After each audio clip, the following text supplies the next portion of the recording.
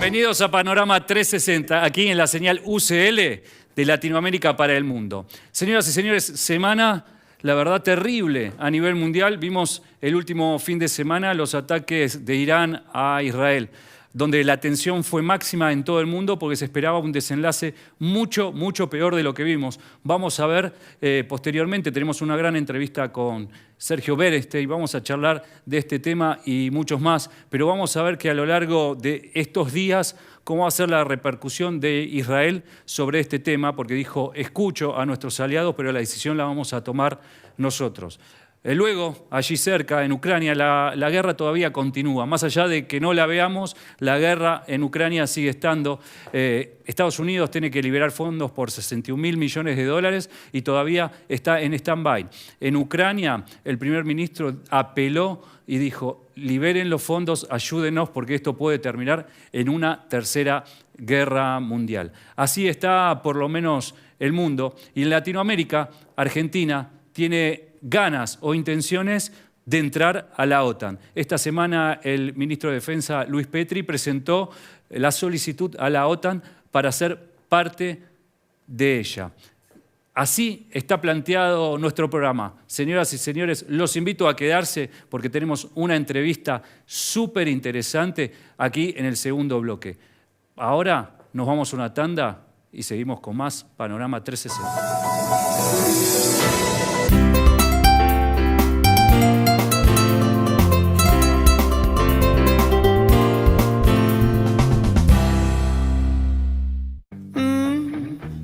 Please stay. I want you, I need you, oh God. Don't take.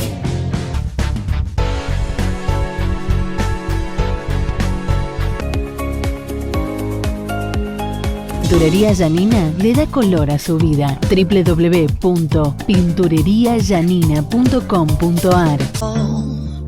Kind of dream that can't be sold. We were right till we weren't. Seguimos en Panorama 360 y ahora vamos a hacer un trazado por el mundo. Vamos a recorrer desde América Latina, pasamos por Europa y definiremos después en Israel y los 6 meses de guerra. Tenemos un invitado de lujo, la verdad le agradecemos estar presente en nuestro programa. Él es analista internacional, es licenciado en Historia. Bienvenido, Sergio Bereste. ¿Cómo estás? Un placer, ¿qué tal? Gracias por venir. A vos, Leo. Bueno, un hombre que ha recorrido el mundo también, que tiene un panorama justamente de lo que va sucediendo y la coyuntura es extraña, me parece, ¿no?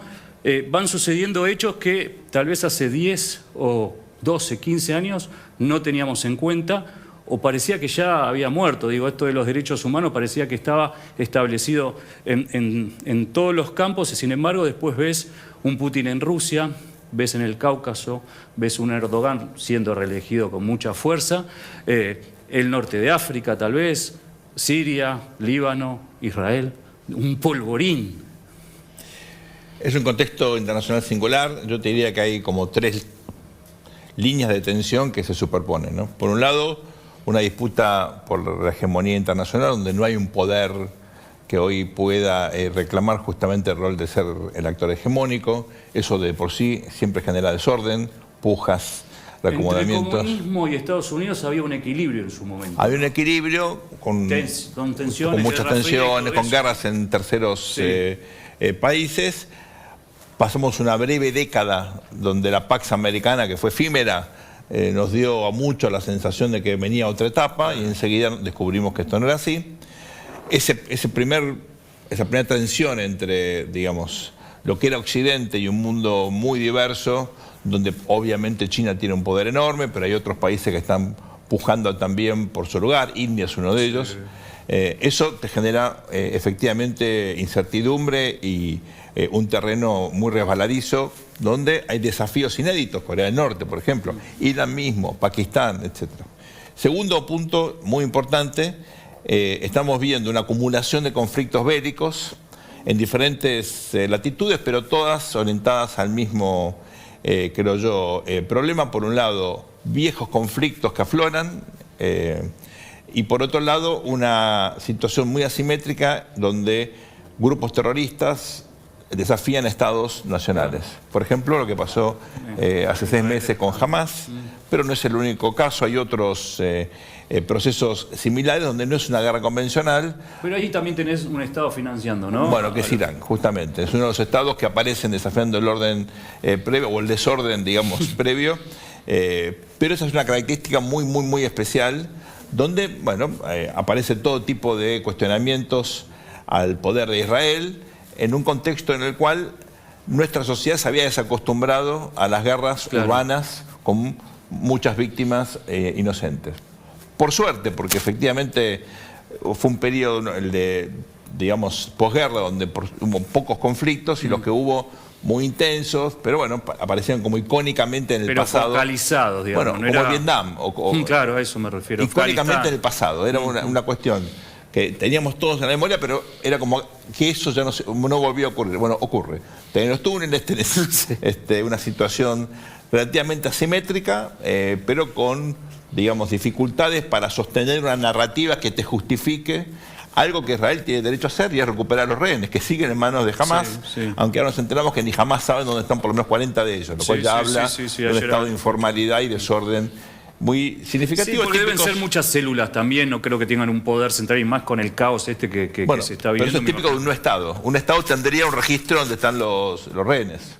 Un grupo terrorista no tiene un registro.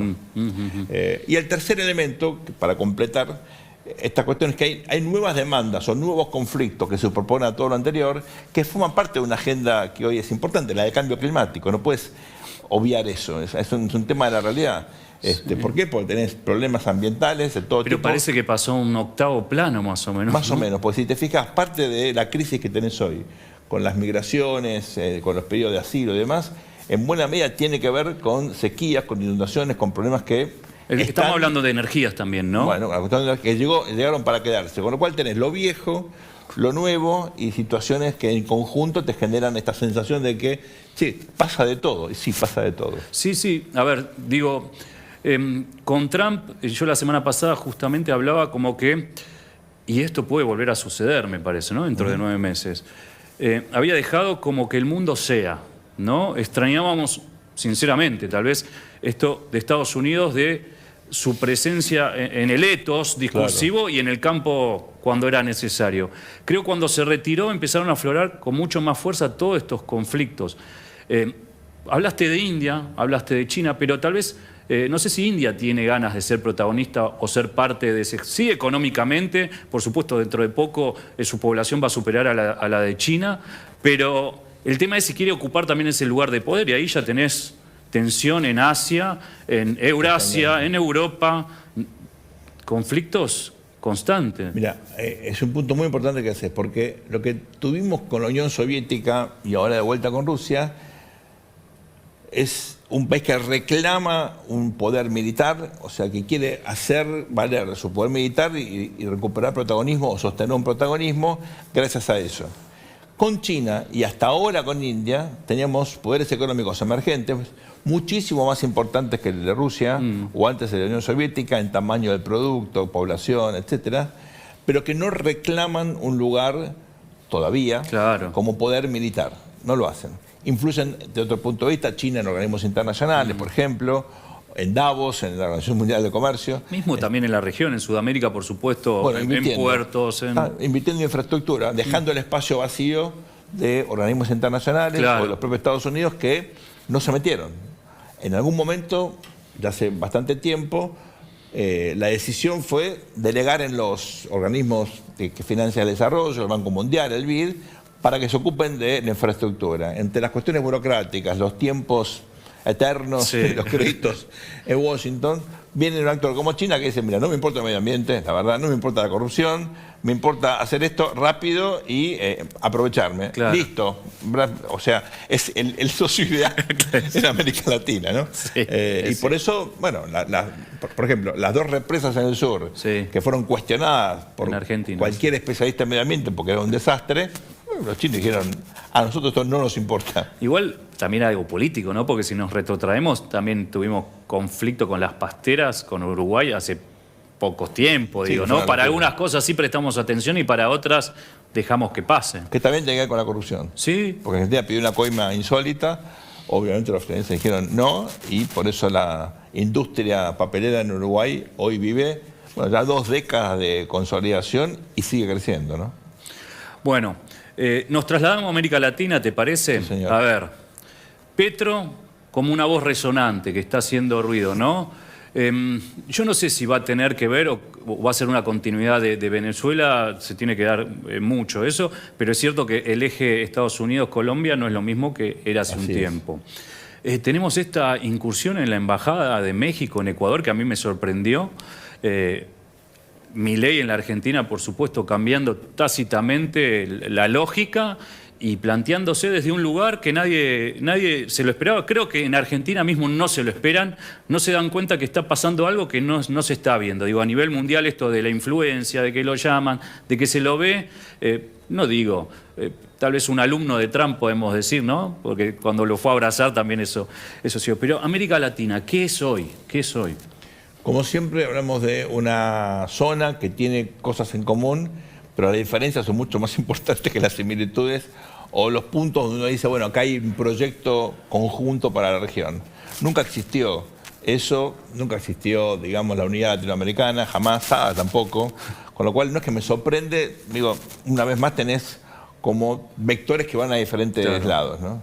Tenés todavía 3 o 4 países en una dinámica autodestructiva impresionante, Venezuela, Cuba, Nicaragua y ahora Bolivia. Bolivia tiene un vínculo con Irán, incluso estratégicamente más fuerte que el de Venezuela. Tenés países que están en una lógica, digamos, de una especie de populismo socialdemócrata, nacionalista raro, Brasil, Colombia y México. Hay elecciones en México, vamos a ver qué va a pasar ahora. Pero en principio la chance... Violentas, ¿no? Sí, bueno, eso es muy una violento característica de lo la previo. política mexicana, pero la chance de que vuelva a ganar la candidata de Morena es significativa. Las chances son altas, Claudia Sheinbaum. Y tenés otros países que están en una lógica absolutamente opuesta. Uno es la Argentina, Ecuador, El Salvador, con sus diferencias, que no son menores, ¿no? Pero por, digamos, crisis muy significativas del modelo anterior, en el caso de El Salvador por una cuestión de seguridad ciudadana, en la Argentina por la implosión del modelo populista, en Ecuador, bueno, por los límites de la dolarización y también un problema de seguridad, con una crisis política. Ecuador y Perú viven como una especie de crisis política permanente, ¿no? Extraño, ¿no? Porque pero Perú también lo tenían en cuanto a la economía, que era como un Hasta eje, ahora, pero después en lo político es sumamente Pero inestable. la economía se quedó afectada por el despelote político institucional. Entonces diría, en todo ese contexto sobresalen 3 países. Uruguay, con una estabilidad notable. Paraguay, donde también hay un proceso increíble de reducción de la pobreza gracias a la estabilidad macroeconómica. Y enorme cantidad, toma agua tranquilo, y una cantidad enorme de inversiones, tales así que empresarios argentinos también empezaron a virar en el último tiempo y destinar sus inversiones al Paraguay. El tercero, Guyana. Guyana es el país que más crece en el mundo. ¿Por qué? Por su riqueza hidrocarburífera, ¿no? No tenemos en el mapa, pero es un país ahora fundamental. De hecho, uno de los conflictos más importantes desde el punto de vista de la seguridad en el Esequibo, una zona que Venezuela, de forma ridícula, disputa o quiere disputar. Bueno, ahí se concentra buena parte de la riqueza hidrocarburífera. Esos 3 países viven una lógica diferente, totalmente diferente, ¿no? Con mucho crecimiento económico, estabilidad político-institucional o con la perspectiva de convertirse de a poquito en un país de ingreso medio, en el caso del Paraguay, ¿no? Que tiene un presidente con el objetivo de brindar bienes públicos acorde a la estabilidad macro que logró Paraguay en las últimas 2 décadas. Cuando miras en conjunto ves, bueno, un continente que tiene, por suerte todavía, una característica no menor, y es que no hay grandes conflictos que puedan derivar en problemas como, bueno, los que vemos en Europa, en África o en Asia. Por eso lo de Ecuador que vos marcás muy bien es un hito preocupante, ¿no? Porque hubo una violación de la soberanía. Sí, digo, esto no se vio nunca y tal vez para los no conocedores pasa inadvertido o como una locura, bueno, ¿no? Ojo, Castro hizo lo mismo una vez en el 81, o sea, si querés violaciones al derecho internacional, Castro siempre, algún antecedente vas a encontrar. Y la Argentina lo hizo en el año 56, en la época de la Revolución Libertadora, entramos en la Embajada de Haití, una locura también, Pero digamos, al margen de los antecedentes, Sí. que son puntuales, Sí. es un acto complejo porque en esa misma semana Israel había bombardeado un edificio consular de Irán en Damasco. Claro, sí, eso también es preocupante. Pero dicho esto, me parece que la clave acá es que ante ciertos conflictos, recordemos, Jorge Glass, que es el vicepresidente de Correa, que justamente está detenido en Ecuador, buscaba asilo político luego de haber sido condenado por delitos muy graves. Entonces acá la lógica del asilo político es lo que hay que revisar. Claro, también, sí. Bueno, no estoy justificando... No, el ingreso de Ecuador, pero lo que estás estoy poniendo diciendo es- un punto como para tener en cuenta, ver, por supuesto. Sí, Estoy haciendo un extremo, ¿no? Sí. Pero imagínate una persona que fue condenada de forma firme, ratificada la condena por delitos de corrupción, de cohecho y en algunos casos por intento de asesinato. O sea, había una grabación donde estaba Jorge Glass. Y era el parte de un gobierno que tiene múltiples vínculos con el narcotráfico. El narcotráfico no nació de la noche a la mañana en Ecuador. Hoy vemos lo que vemos porque durante el gobierno de Correa, como ocurrió en Argentina con los Kirchner, el narcotráfico creció de forma descomunal. Y no es casualidad que esto haya sido así, ¿verdad? Entonces, me parece que lo que habría que revisar son los criterios por los cuales los países, incluyendo acá México, hay un problema. Bueno, admite los pedidos de asilo. En diciembre, cuando se aloja originalmente Jorge Glass, pide asilo, no se lo dan y lo tiene en categoría de huésped, que no existe en el derecho internacional. No sos huésped de una embajada. Te puede invitar a comer. Digamos. Una reunión. Claro, es una locura. Entonces también ahí hay una utilización, me parece. Un agujero legal. Como siempre pasa en estos conflictos, todos tienen esas capas que alguien no tenía en Claro. cuenta. A ver, y para último, porque ya estamos tomando mucho de tu tiempo y te lo agradezco nuevamente, vamos al tándem Israel-Estados Unidos, ¿no? Netanyahu, que entró con todo, creo que nadie lo pudo frenar, 33.000 muertos, digo, es un número muy importante en 6 meses. La infraestructura también de Gaza quedó destruida al 57% de los edificios y en la ciudad de Gaza casi al 75%. Eso no se ve desde la Segunda Guerra Mundial, en ese nivel de defensa, como vos decís, porque también es un ejército defensivo, hay que entenderlo, ¿no? Esto es algo nuevo que está haciendo Israel con entrar a otro territorio. Pero tampoco Estados Unidos le pudo hacer mucha fuerza como para frenarnos, más allá de los organismos internacionales que dicen una cosa, otra. Hoy, a eso me refiero, los líderes tienen ese poder que pasan las líneas rojas sin que no pase nada. Este es un tema muy complicado desde el punto Tomate de vista... el tiempo que quieras si lo necesitas. Primero, yo soy judío, no soy neutral en este conflicto, está perfecto, obviamente, quiero aclararlo porque voy a sí. decir cosas que ponen en evidencia que tengo una posición muy firme al respecto. Yo creo que nadie podía negar a Israel el derecho a ir a buscar a los refugiados y a replicar el ataque que había sufrido.